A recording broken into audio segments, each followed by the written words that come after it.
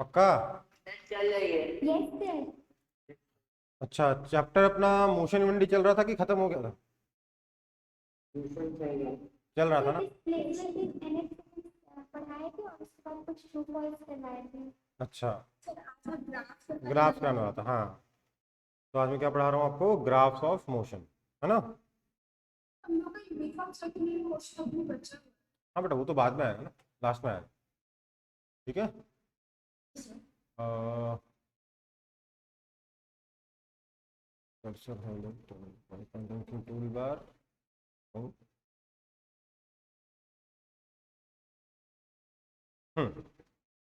तो आप पढ़ेंगे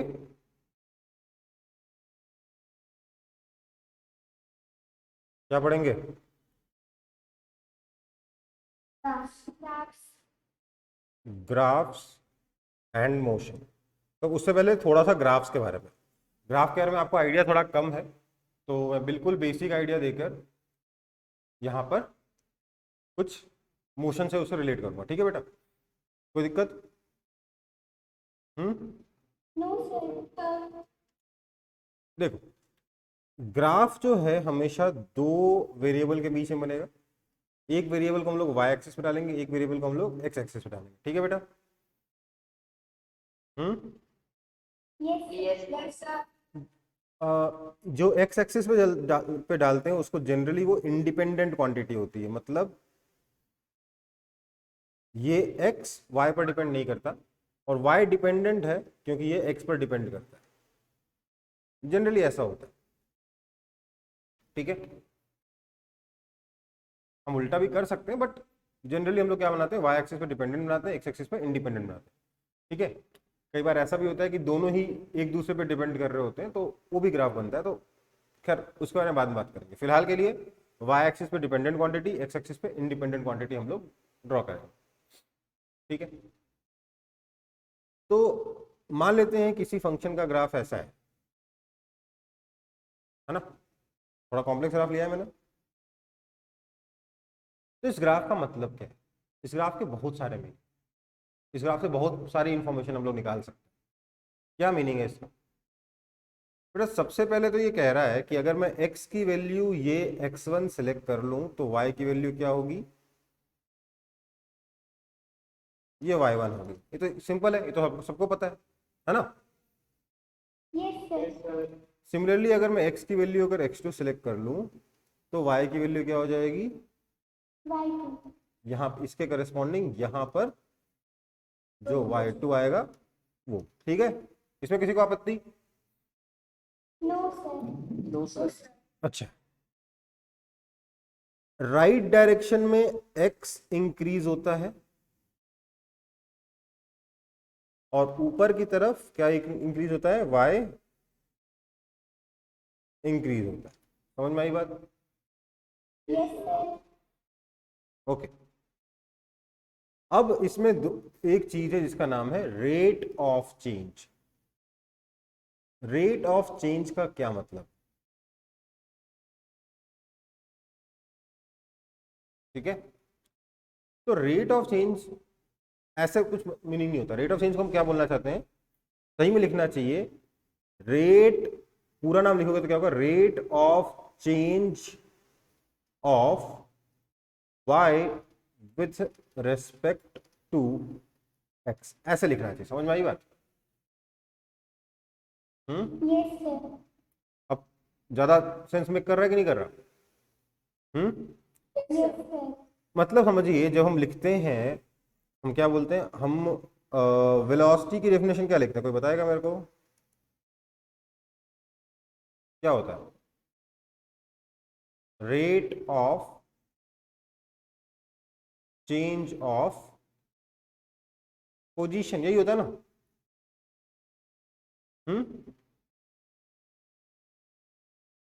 यही होता है ना भाई? Yes sir.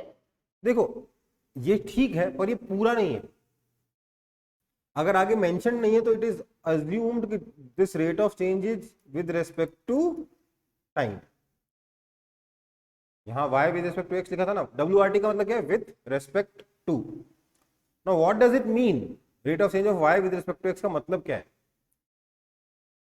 इसका मतलब होता है change in y upon change in x, change in y पर unit change in x।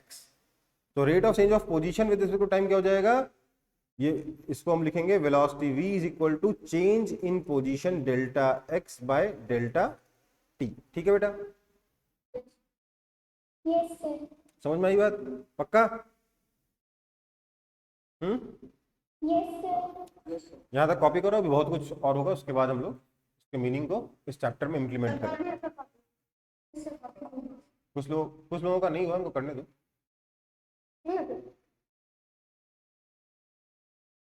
Sir done. Okay,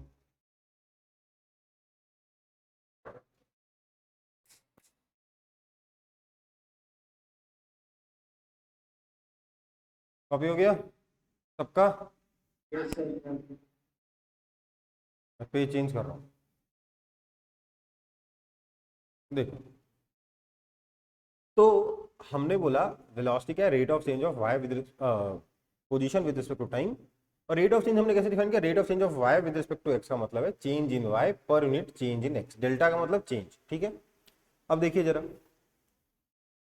ये आपकी x एक्सिस है, ये आपकी y एक्सिस, ठीक है। अब मान लेते हैं कि आपका ग्राफ ऐसा है, ठीक है। तो मतलब क्या हुआ,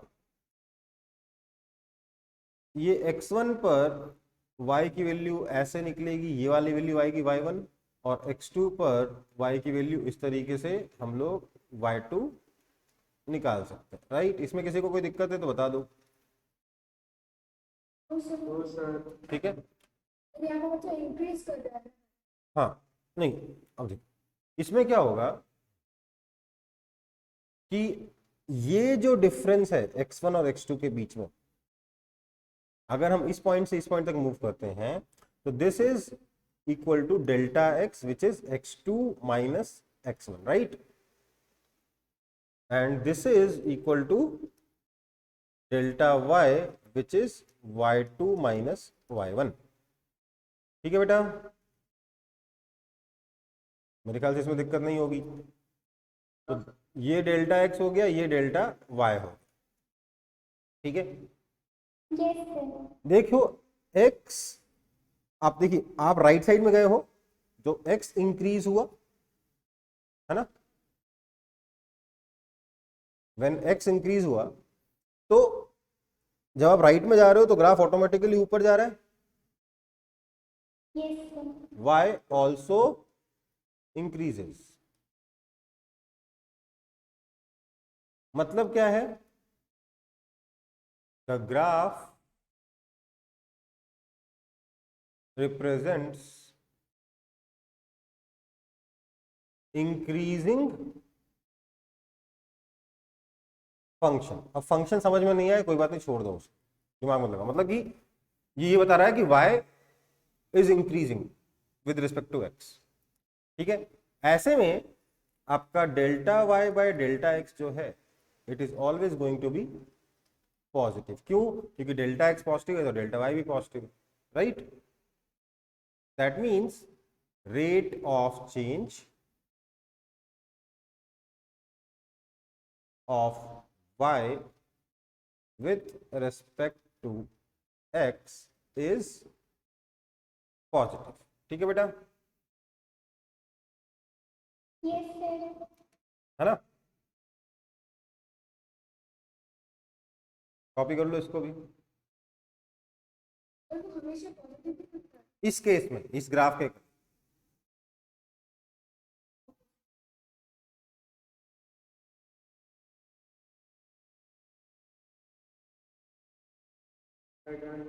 डन, ओके, आगे बढ़े। तो ये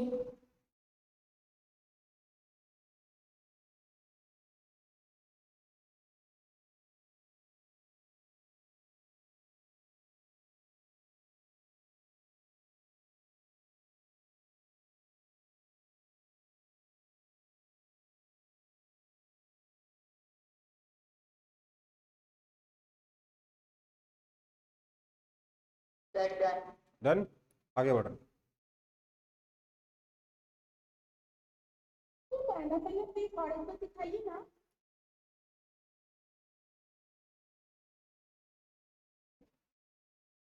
yes sir done.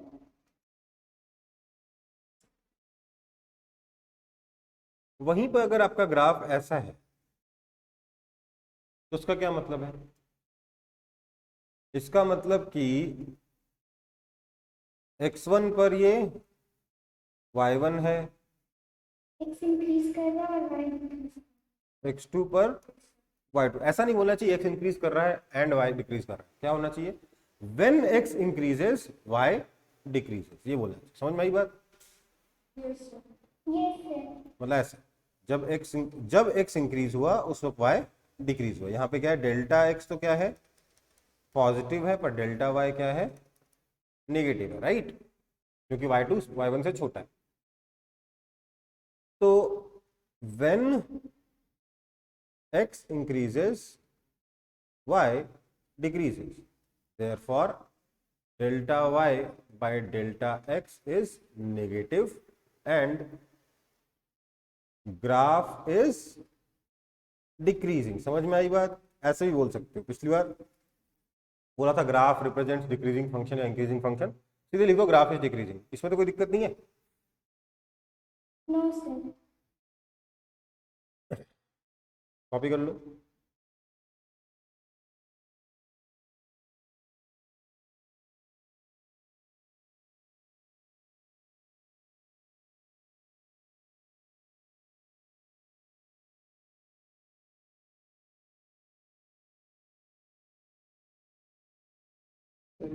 Done, okay. हाँ हाँ, वेट कर।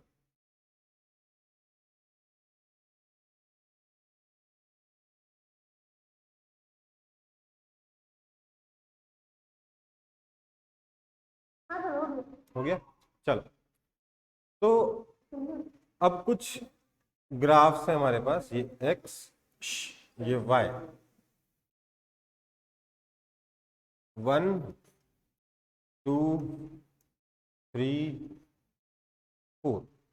इनमें से कौन कौन सा इंक्रीजिंग है, कौन कौन सा डिक्रीजिंग है?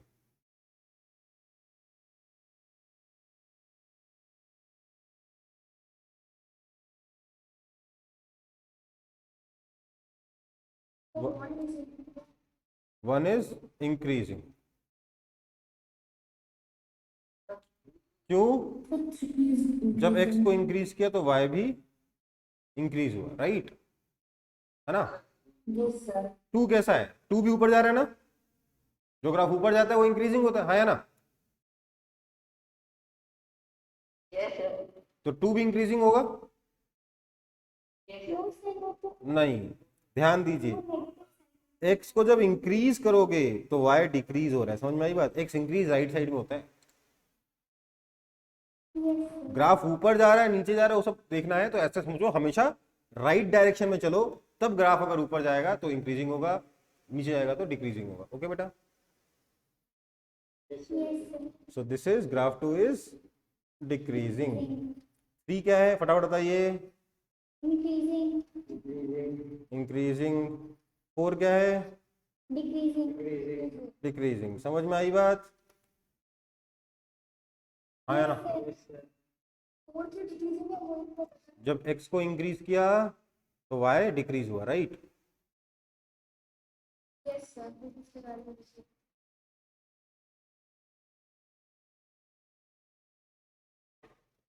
आप लोग ना हमेशा ओरिजिन से चलने की कोशिश कर रहे हो, वो मत सोचो। देखो, ये डिक्रीजिंग है, ये इंक्रीजिंग है कि नहीं है? दिख रहा है? Yes sir. वैसे भी हमेशा राइट साइड में चलिए, ग्राफ अगर ऊपर गया तो इंक्रीजिंग, नीचे गया तो डिक्रीज। समझ में आई बात? Yes sir. शॉर्ट में करा रहा हूँ ये सब, बाद में अच्छे से पढ़ेंगे इन चीजों, ठीक है? आगे बढ़ू? No sir wait. कुछ लोग तो ऑलरेडी अच्छे से पढ़ चुके हैं इन सब चीजों को, है ना? Yes sir. yes, sir. नहीं।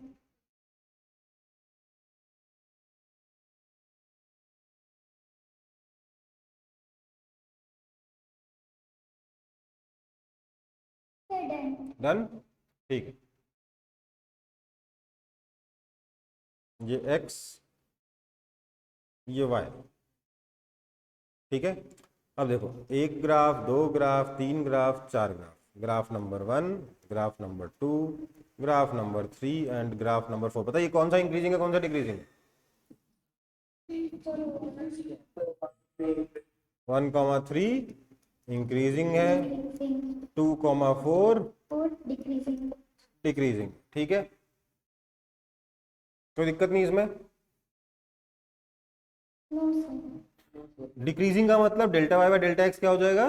नेगेटिव, ठीक है। Yes sir. ओके, आगे बढ़ते हैं।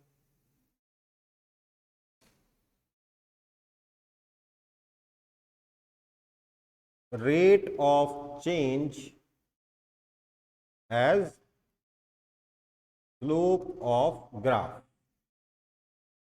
देखो एक्चुअली सिलेबस में ये मैथ्स में क्लास 10th में है, हमको जरूरत क्लास 9 में पड़ जाती है, इसलिए मैं ये सब चीज़ें पढ़ा दे रहा हूँ।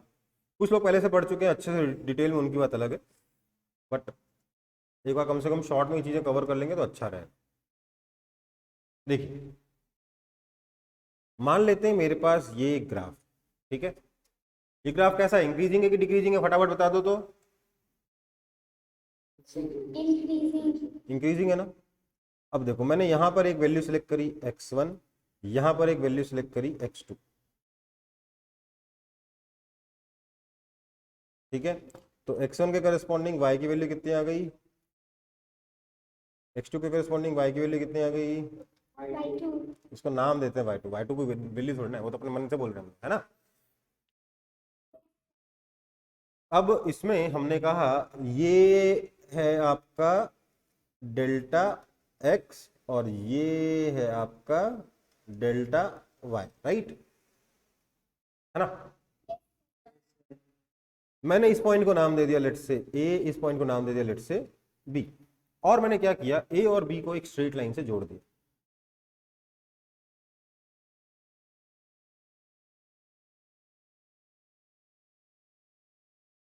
वो लाइन को मैं आगे ले गया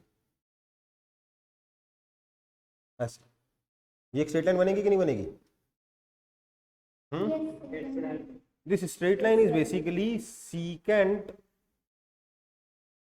टू द ग्राफ। सीकेंट क्यों है ये?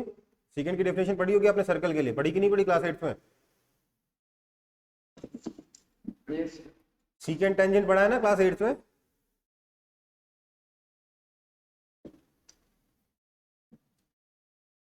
है ना। सीकेंट क्या होता है, किसी सर्कल को दो पॉइंट पे जो इंटरसेक्ट करे, ये कर्व को दो पॉइंट पे इंटरसेक्ट कर रहा है, इसलिए इस ग्राफ का या कर्व का सीकेंट है। ओके बेटा। अब इस ट्रायंगल को देखिए, ये वाला जो ट्रायंगल बन रहा है, इसका हमको इस पॉइंट को नाम देते हैं एम। तो ट्रायंगल ए बी एम को देखिए, अगर मैं इस एंगल को थीटा बोलता हूं तो क्या tan theta delta y by delta x है कि नहीं है? Yes sir. और अगर ये एंगल थीटा है तो ये वाला एंगल भी थीटा है कि नहीं है? बोलो। यस सर है। ये दोनों एंगल थीटा है ना। ये किसने बताया था हमें सबसे पहले? किसी को मालूम है कि अगर ये एंगल थीटा होगा तो ये एंगल भी थीटा होगा? किस मैथमेटिशियन ने बताया था?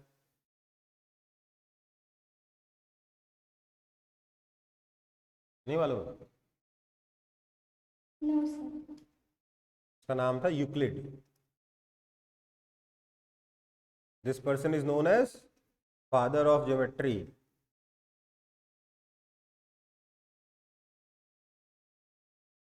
ठीक है।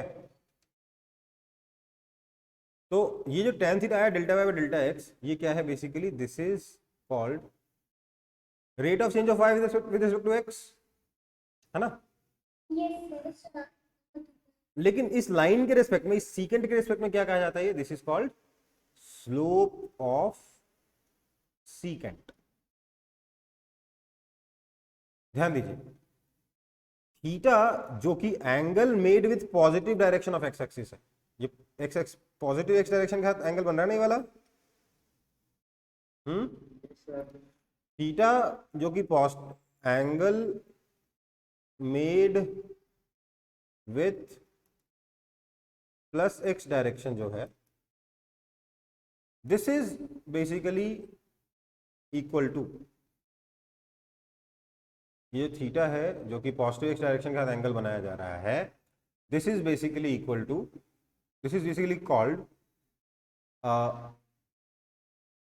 Inclination angle. और ये जो tan थीटा है इसको क्या कहते हैं, स्लोप कहते हैं। किसका, इस टेंजेंट का या इस सेकंड का स्लोप या फिर सेकंड का इंक्लिनेशन एंगल। समझ में आई बात? तो बेसिकली आपका जो रेट ऑफ चेंज हो गया वो क्या हो गया, स्लोप ऑफ सेकंड आया कि नहीं आया? Yes, sir. लेकिन इसमें इसके साथ एक छोटी सी प्रॉब्लम है।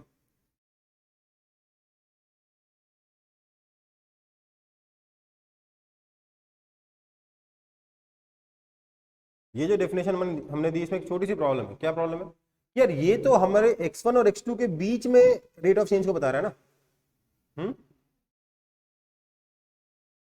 तो this is not rate of change but this is a special kind of rate of change called average rate of change. ठीक है, Yes, sir. समझ में आई बात? Yes, sir. कॉपी कर लो, This rate of change. क्योंकि बेटा ये रेट ऑफ चेंज x1 और x2 के बीच में है ना। अगर मैं किसी x1 से यहाँ एक दूसरा पॉइंट ले लूँ x3 तो कुछ और आ जाएगा ना, सेकंड बदल जाएगा कि नहीं बदल जाएगा? Yes, sir. तो ये रेट ऑफ चेंज क्या है, एक इंटरवल के बीच में डिफाइंड है जहां आपको इनिशियल और फाइनल वैल्यूज पता है, राइट? हाँ. इंटरवल के बीच में जो रेट ऑफ चेंज होता है उसको क्या बोलते हैं, एवरेज रेट ऑफ चेंज, है ना। एक इंटरवल में जो वेलोसिटी आपने पढ़ी थी, एवरेज वेलोसिटी पढ़ी थी ना, Yes, sir. वो किसके लिए डिफाइंड होती है, एक इंटरवल के लिए डिफाइंड होती है ना average velocity. Yes, sir. Yes, sir. बस वही बात कर रहा हूँ, ठीक है बेटा। Okay, sir.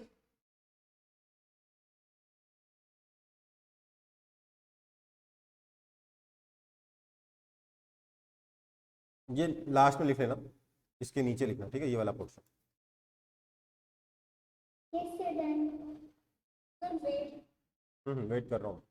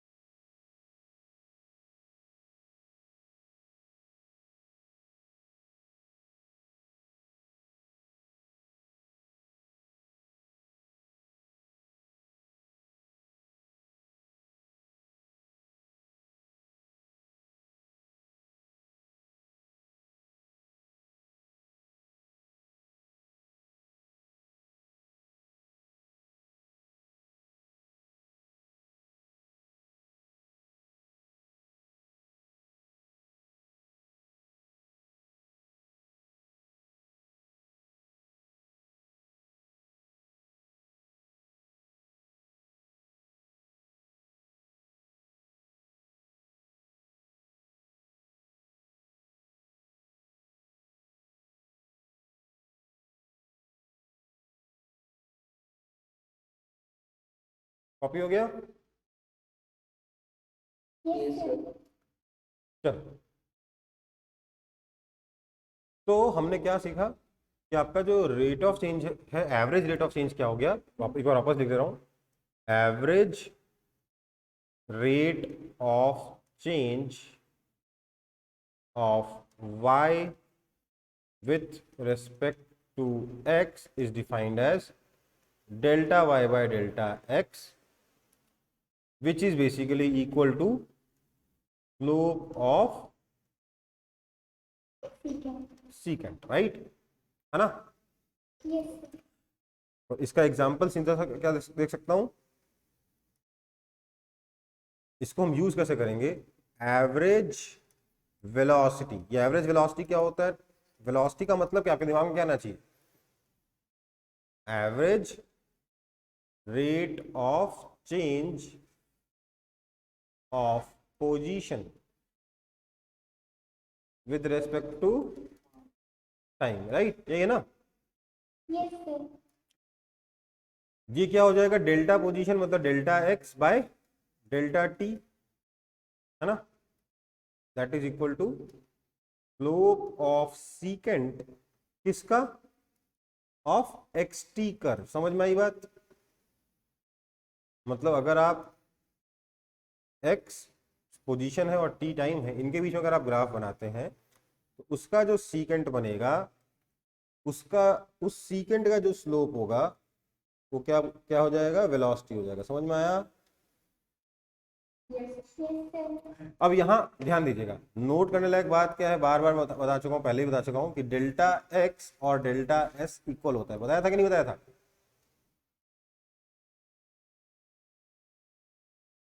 नहीं बताया था, No, sir.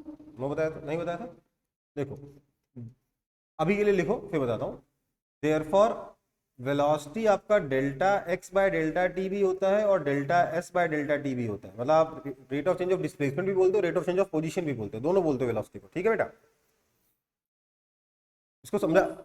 ये कहाँ से आता है मैं बता दूंगा, बट आप इसको वेलोसिटी को दोनों चीज बोलते हो, rate of change of position भी बोलते हो, rate of change of displacement भी बोलते हो। तो delta x by delta t भी delta s by delta t भी है इसमें। इसलिए आपका ये जो एवरेज वेलोसिटी है, ये slope of secant of x t curve से भी मिलेगा और एस टी कर्व से भी मिलेगा। एक्स वर्सेस टी बनाओगे उससे भी मिल जाएगा, डिस्प्लेसमेंट एस वर्सेस टी बनाओगे उससे भी मिल जाएगा। ठीक है बेटा, Yes, sir. दोनों के स्लोप से आपको ये एवरेज वेलोसिटी निकल जाएगी। ठीक है, दोनों में से किसी के भी स्लोप निकाल लोगे तो। अब ये कैसे होता है delta x equal to delta s, इस पर आ जाता हूं एक बार।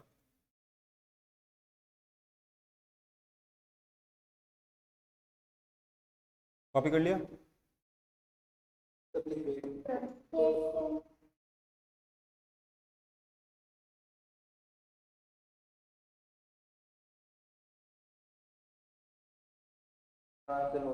चलो, delta x is equal to delta s कैसे, ये दिमाग में।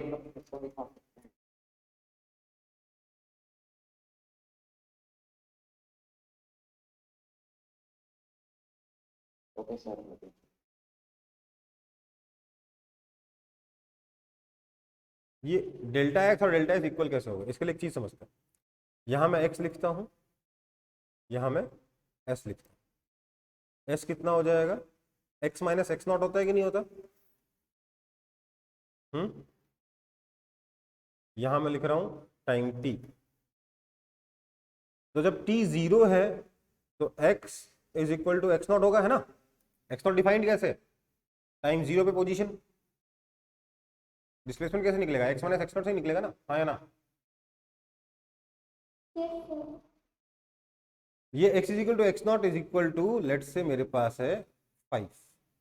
ठीक है, डिस्प्लेसमेंट कितना हो जाएगा, 0, t इज इक्वल टू 0 पे x माइनस एक्स नॉट कितना हो गया, 0 हो गया। मतलब इसका मीनिंग क्या है, पार्टिकल जो है x इज इक्वल टू 5 से चलना शुरू किया है, x not is equal to 5 से मूव करना शुरू किया, यहाँ पर t इज इक्वल टू 0 था, राइट। ये है ना मीनिंग। Yes, sir. हाँ, क्योंकि time t is equal to 0 पे पार्टिकल यहाँ है। स्टार्ट किया है कि नहीं क्या मालूम नहीं, but t is equal to 0 पे पार्टिकल यहाँ है। हो सकता है उसके पास वो इनिशियली रेस्ट पे नहीं था, पहले से मूव कर रहा था।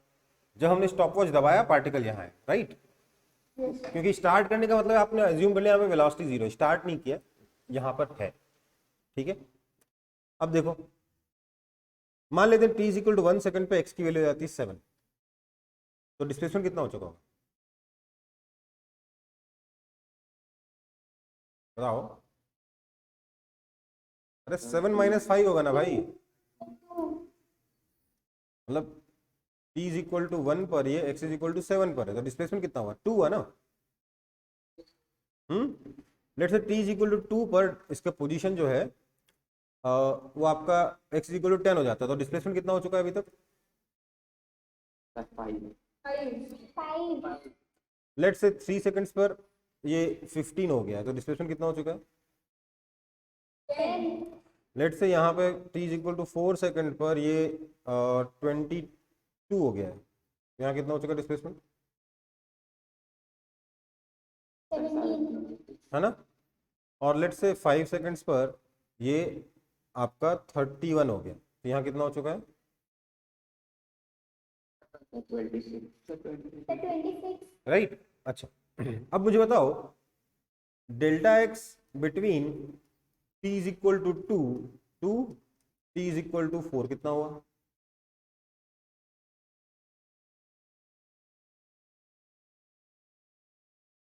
ये कितना होगा बताइए तो।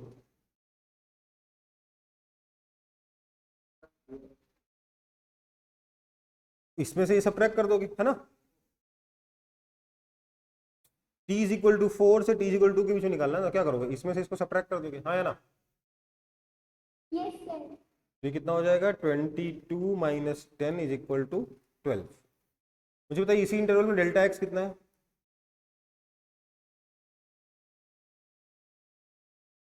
कितना हो जाएगा, 12. 12 भी आया ना, दोनों इक्वल आए कि नहीं आए, Yes, sir. क्यों आया समझिए बात। S1 कितना है, x1 माइनस एक्स नॉट, और S2 कितना है, x2 माइनस एक्स नॉट है, यही होगा ना। therefore delta S is equal to S2 minus S1 is equal to x2 minus x not minus x1 minus x not, that is simply x2 minus x1, that is delta x। समझ में आई बात,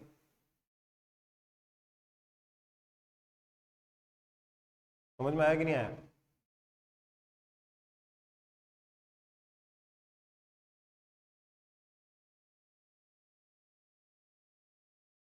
Yes, sir. आ गया.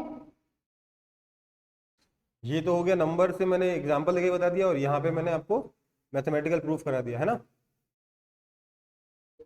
Yes, sir.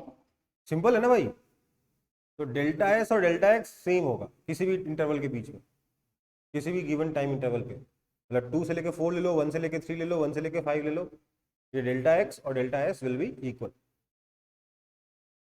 Okay बेटा, Yes, sir. आगे बढ़े, No, sir. Wait. Option. करो जल्दी जल्दी करो।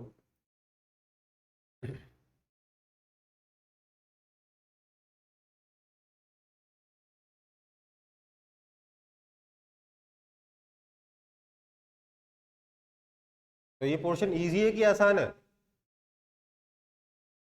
Sir, easy और आसान का सही है. हाँ, sir. ठीक। तो डिफिकल्ट का ऑप्शन दूंगा क्यों, डिफिकल्ट है ही नहीं तो।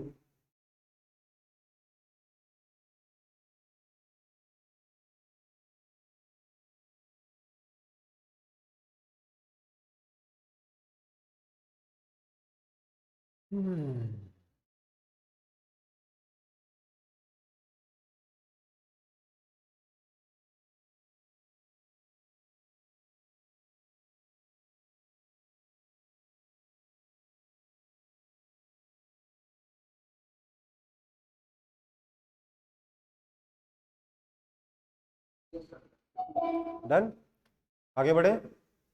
Yes, sir. चलो फिर किसी का छूटा नहीं ना, वापस आए थे फिर रेट ऑफ चेंज, ठीक है, जो पढ़ रहे थे रेट ऑफ चेंज, वो कैसे निकल रहा था, स्लोप ऑफ सीक्वेंस से निकल रहा था, है ना बेटा। Yes, sir. हाँ, sir. तो वो क्या था, एवरेज रेट ऑफ चेंज था। अब मेरे को मेरा मन है इंस्टेंटेनियस रेट ऑफ चेंज निकालने का।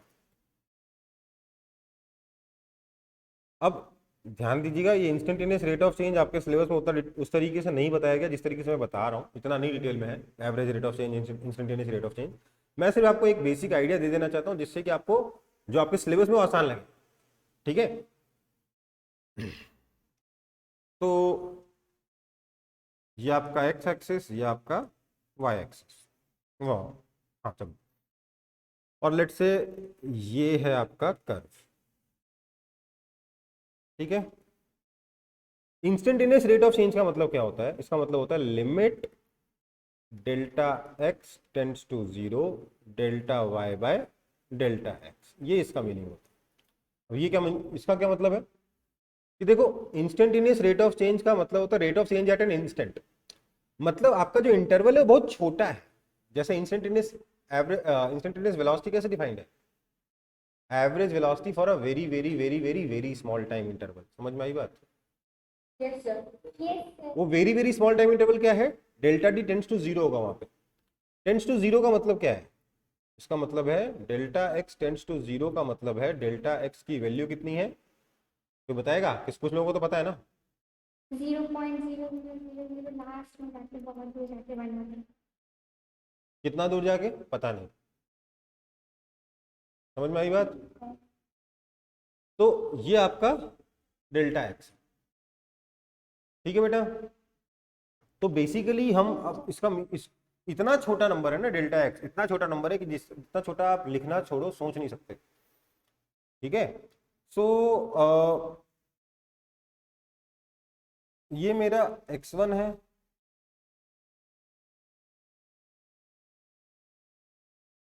ये मेरा x2 है। ठीक है बेटा। Yes sir.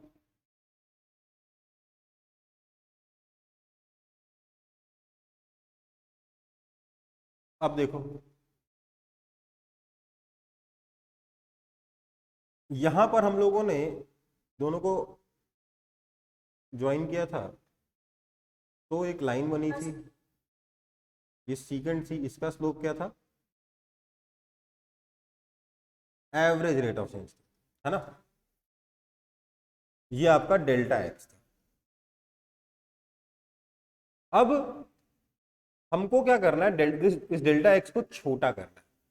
डेल्टा एक्स छोटा करेंगे तो x2 यहाँ पास में आ जाएगा, और छोटा करेंगे तो और पास में आ जाएगा, और छोटा करेंगे तो और पास में आ जाएगा, और छोटा करेंगे तो और पास में आ जाएगा, और छोटा एकदम बगल में आ जाएगा। कितना बगल में आ जाएगा? हम चिपक जाएगा, है ना। अब मैं वो जब मैं उस नंबर को लिख नहीं सकता तो ड्रॉ तो कहां से करूंगा, है ना। तो मैं इसको सिर्फ कॉन्सेप्चुअली समझने के लिए हमने बोला यार ये देखो एक और पॉइंट, है ना। Yes sir. अब इन दोनों को ज्वाइन करेंगे तो जो लाइन बनेगी वो सीकेंड हो जाएगी, है ना। सर। तो इन दोनों को ज्वाइन करने वाली लाइन देखो कैसी हो गई, ऐसी हो गई कि नहीं हो गई?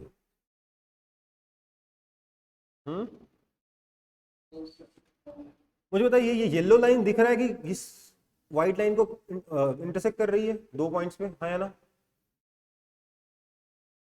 Yes sir. बट ये जो बीच का गैप नहीं दिख रहा है। हाँ, बट ये जो पिंक लाइन है ये ऑलरेडी लग रहा है कि नहीं लग रहा कि मैं ये कर्व को इंटरसेक्ट नहीं कर रही, टच करके निकल जा रही है, लग रहा है कि नहीं लग रहा? देख सोचिए अगर ये डेल्टा एक्स और छोटा हो जाए, इतना छोटा हो जाए, इतना छोटा हो जाए, इतना छोटा हो जाए, इतना छोटा हो जाए, तो ये लाइन सच में इसको टच करके निकल जाएगी।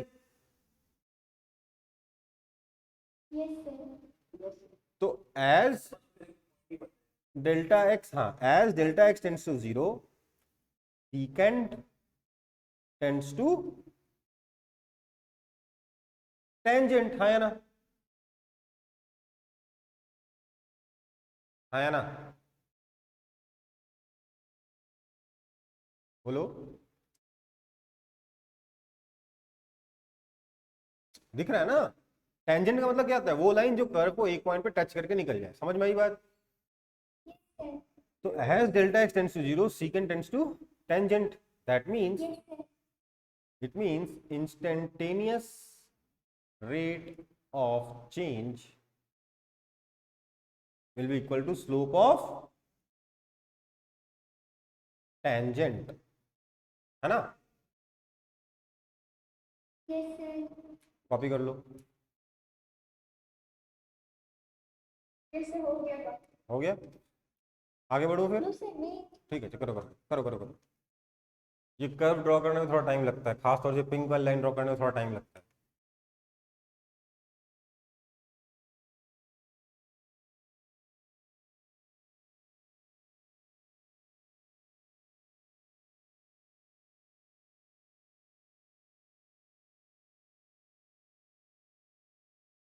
देवस्मिता आपने कुछ डाउट पूछा था, ये एक्स नॉट क्या है, आप रिपीट कर सकते हैं। ये क्लियर हो गया कि नहीं हो गया?